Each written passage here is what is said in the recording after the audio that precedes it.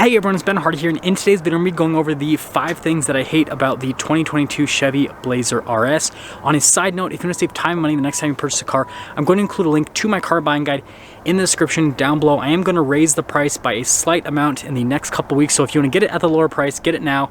Let's get into the video.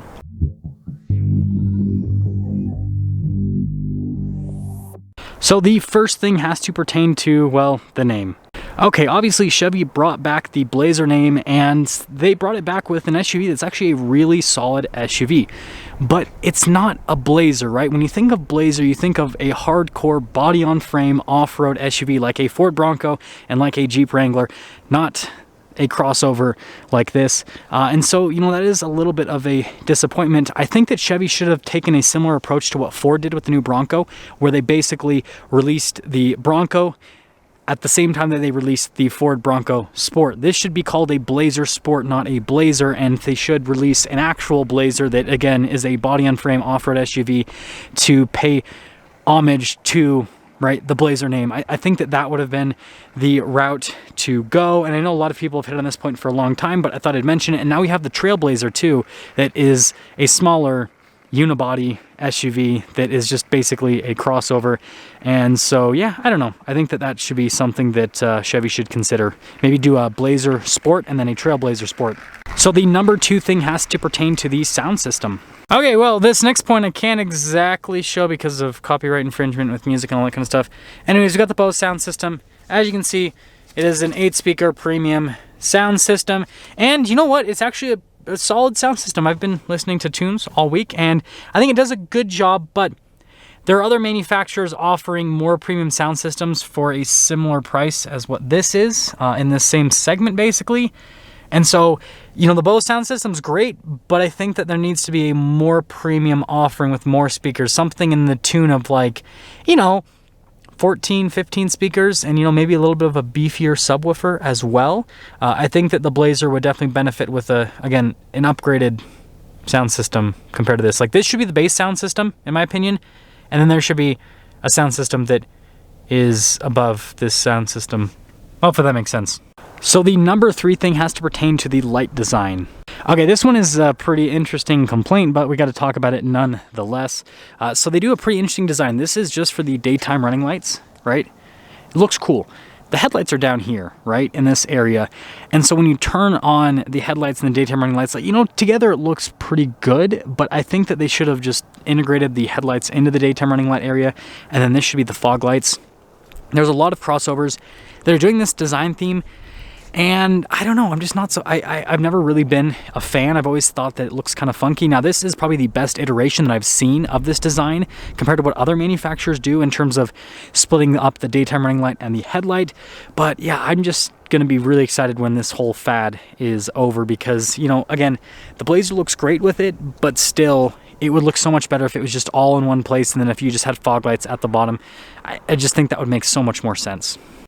Number 4 has to deal with the adaptive cruise control system.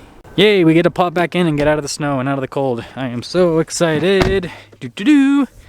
So, we have an adaptive cruise control system here with the Blazer RS, and that is not exactly the problem. The adaptive cruise control system works fine with the following distance and all that kind of stuff. Like, basically, let's press this so it gives sort of the fuel warning. You can see that I'm turning it on or off right there. And the center, and then you can basically do regular cruise control or adaptive, which I appreciate because some people don't want to use adaptive cruise control. I always want to use it, but some people, I can understand, don't. My complaint has to do with the steering system with it. It kind of steers to keep you in the center of the lane, but I noticed that it wasn't too accurate with detecting where the lines were.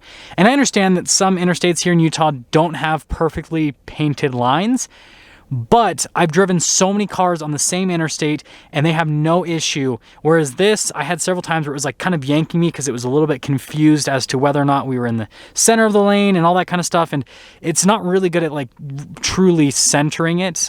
You pretty much like definitely have to drive this the whole time. Like other cars, like literally, you can just kind of like just lay your hand right here and then it'll just do the steering for you, right? You still have your hand on the steering wheel.